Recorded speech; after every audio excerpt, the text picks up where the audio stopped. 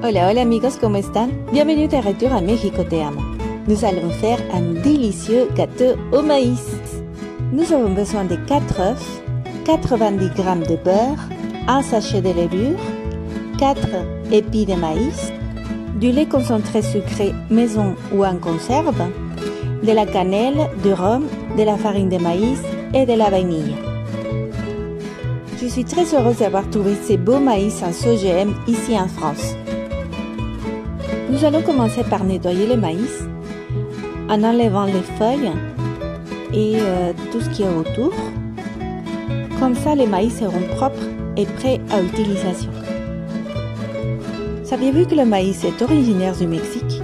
Et oui, il y a 64 variétés là-bas.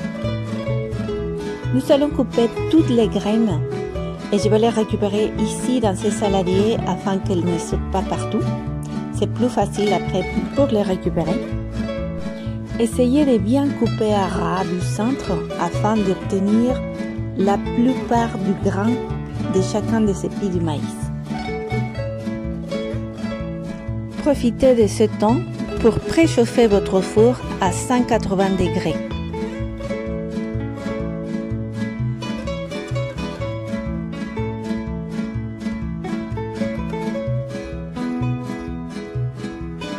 Cette recette est très simple car nous allons utiliser un mixeur. J'ai rajouté d'abord le lait concentré sucré, ensuite les 4 œufs, puis la vanille. Et ensuite je vais rajouter le maïs petit à petit. Tout d'abord la première moitié. Et puis je vais rajouter un peu de rhum. Voilà, pour donner un petit peu de goût. Puis nous allons préparer le beurre. 90 g de beurre que je vais fondre à 500 watts pendant 30 secondes. Il n'est pas complètement fondu, mais c'est comme ça que je le veux pour que ça donne encore un meilleur goût à mon gâteau. Donc, je mixe une première fois et je rajoute la deuxième moitié de maïs et je mixe à nouveau.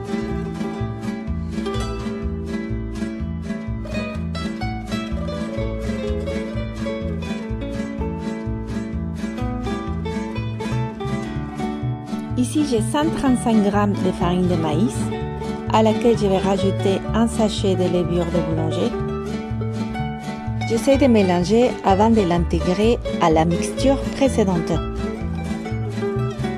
Je vais filtrer ma farine directement sur le bol du mixeur afin qu'elle soit bien fine et qu'on puisse l'intégrer sans aucun grumeau.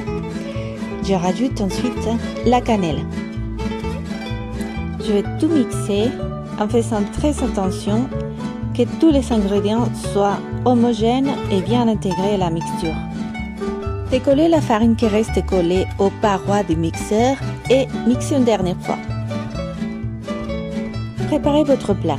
Celui-ci doit être bien beurré et enfariné avant d'y rajouter notre mélange. Et c'est parti pour 1 heure de cuisson à 180 degrés avec un petit rinçant d'eau.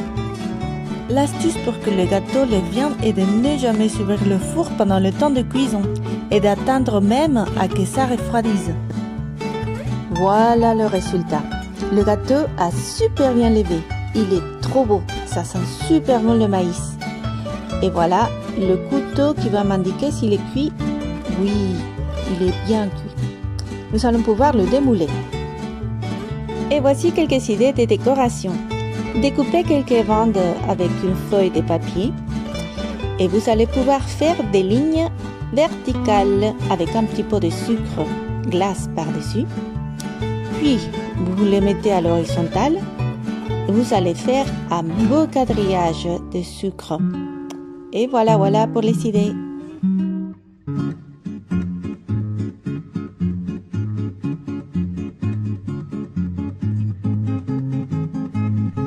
Protégez les côtés de votre gâteau avec du papier sulfurisé ou avec du sopalin.